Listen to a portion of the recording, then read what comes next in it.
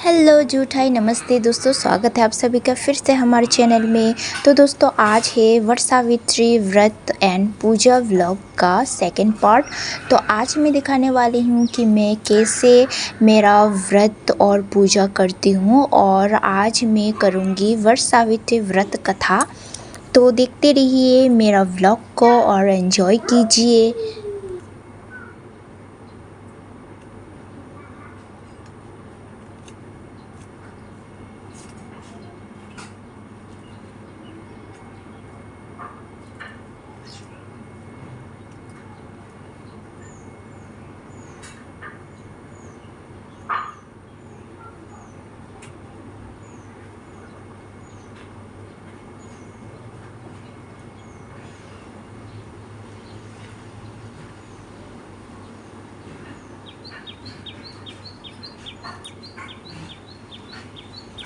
तो पहले मैं भगवान को ये मोली धागा चढ़ाने वाली हूँ। ये वस्त्र को दर्शाता है, ये भगवान को जैसे कि मैं वस्त्र अर्पित कर रही हूँ, ये इसको दर्शाता है। तो कोई अगर वस्त्र दे नहीं पाता है, भगवान को चढ़ा नहीं पाता है, तो ये सोचकर कि यही वस्त्र है कि मैं भगवान जी मैं आपको ये वस्त्र अर्पित कर रही हूँ, तो ये सोचकर हम लोग मोली धागा चढ़ाते हैं। और कोई वस्त्र चढ़ाने से भी मोली धागा चढ़ाते हैं। ये एक बंधन है भगवान और भक्त के बीच का।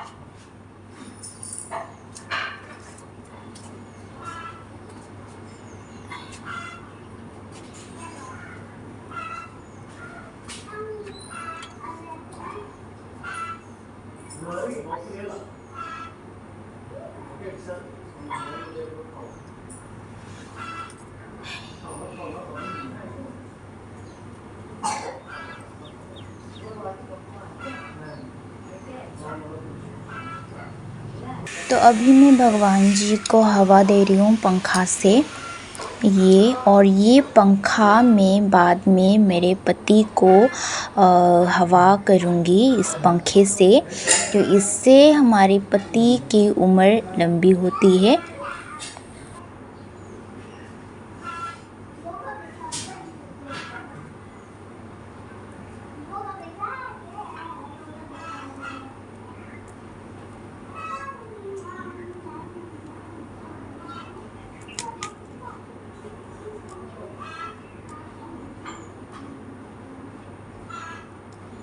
अभी मैं धूप जला रही हूँ।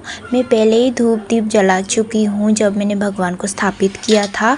तो अभी मैं फिर से जला रही हूँ क्योंकि पहले का धूप ख़त्म हो गया था, तो अभी फिर से जला रही हूँ।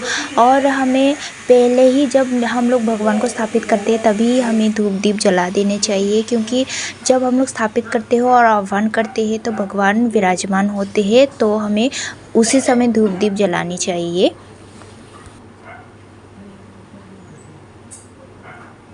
तो अभी मैं करूँगी व्रत पाठ और मेरे पास कोई व्रत का किताब नहीं है, इसलिए मैं टैब में खोज रही हूँ और टैब में देख के ही मैं व्रत पाठ करूँगी। ऐसा नहीं है कि किताब से ही आपको पाठ करना है। आपके पास अगर किताब नहीं है तो आप मोबाइल, टैब किसी से भी आप लोग सर्च करके, वहाँ पर गूगल में सर्च करके आप लोग पढ़ सकते हैं। तो मैं भी ऐसे ही कर रही हूँ।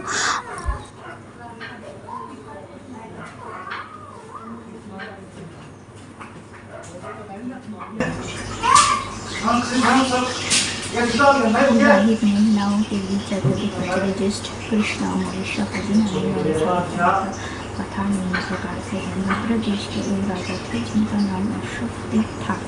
मध्य प्रदेश के राजा अश्वपति की कोई संतान न थी। उन्होंने संतान की प्राप्ति के लिए मंत्रोच्चारण के साथ प्रतिदिन 1 लाख आहुतियाँ दी। 18 वर्षों तक यह क्रम जारी रहा। इसके बाद सावित्री देवी ने प्रकट होकर वर दिया। इसके बाद सावित्री देवी ने प्रकट होकर वर दिया कि राजन, तुझे एक तेजस्वी कन्या पैदा होगी। सावित्री देवी की कृपा से जन्म लेने के कारण से कन्या का नाम सावित्री रखा गया। कन्या बड़ी होकर बहुत रूपवान हुई। योग्य वर न मिलने की वजह से सावित्री के पिता दुखी थे। उन्होंने कन्या को स्वयं वर तलाशने भेजा। सावित्री तपोवन में भटकने लगी। वहाँ साल्व देश के राजा धूमतेसन रहते थे, क्योंकि उनका राज्य किसी ने छीन लिया था।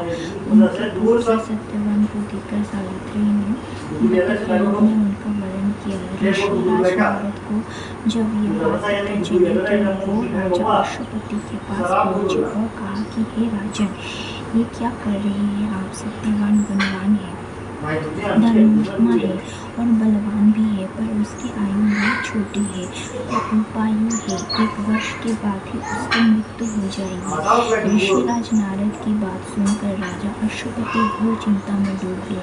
सावित्री ने उनसे कारण पूछा तो राजा ने कहा, पुत्री, तुमने जिस राजकुमार को अपने वर के रूप में चुना है वो अल्पायु है। तुम्हें किसी और को अपना जीवन साथी बनाना चाहिए। इस पर सावित्री ने कहा कि पिताजी, आर्य कन्याएं अपने पति का एक बार ही वरण करती है।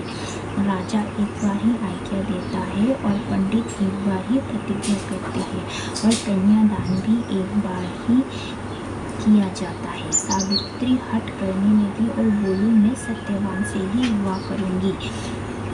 राजा अश्वपति ने सावित्री का विवाह सत्यवान से कर दिया। सावित्री अपने ससुराल पहुंचते ही सास ससुर की सेवा करने लगी। समय बीतता चला गया। नारद मुनि ने सावित्री को पहले ही सत्यवान की मृत्यु के दिन के बारे में बता दिया था। वो दिन जैसे जैसे करीब आने लगा, सावित्री अधीर होने लगी। उन्होंने 3 दिन पहले से ही उपवास शुरू कर दिया।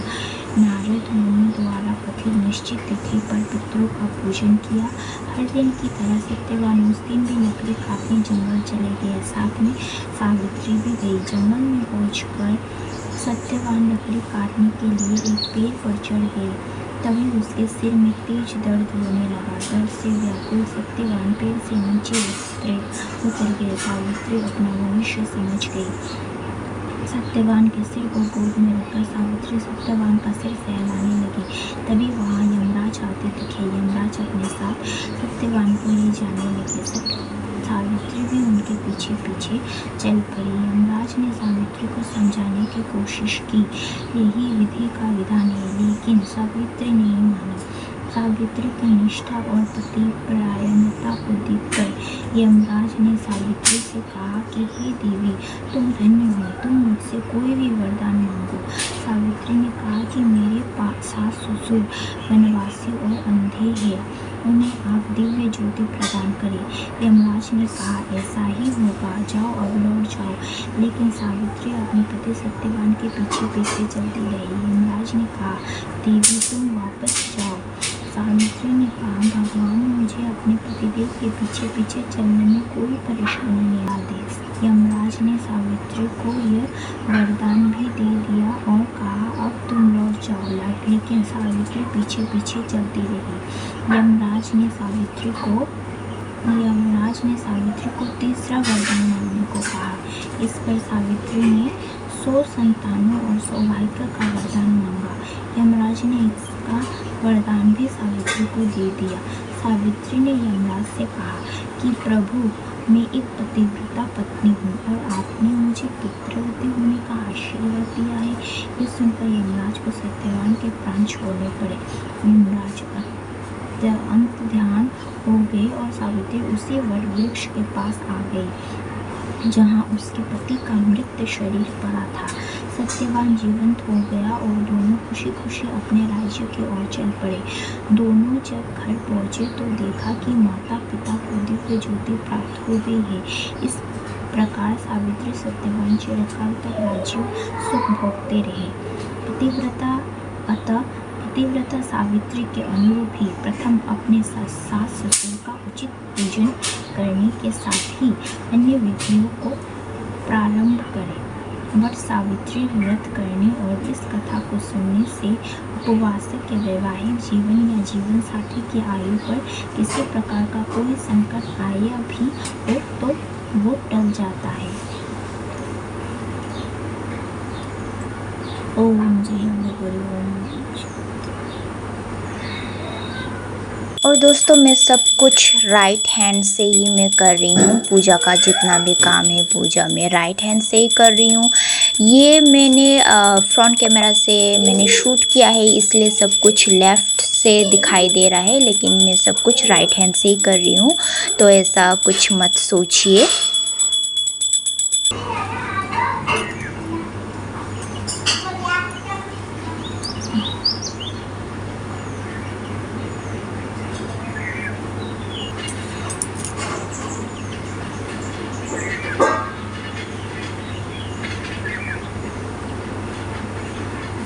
दोस्तों, ये देखिए मेरा पूजा, और ये मेरे भगवान जी को मैंने ऐसे स्थापित किया है और मैंने ऐसे सजाया है, देखिए। तो दोस्तों, आई होप कि मेरा आज का ब्लॉग आप लोगों को पसंद आया होगा। अगर पसंद आए तो लाइक कीजिए, कमेंट कीजिए और प्लीज़ मेरे चैनल को सब्सक्राइब कीजिए। मिलते हैं नेक्स्ट ब्लॉग में, और इसका पार्ट 3 भी आने वाला है। इसमें मैं दिखाऊंगी कि मैं मेरे पति का सेवा कैसे करती हूँ, पति की पूजा कैसे करती हूँ। ये 3rd पार्ट में आने वाला है, तो मिस मत कीजिए। बाय।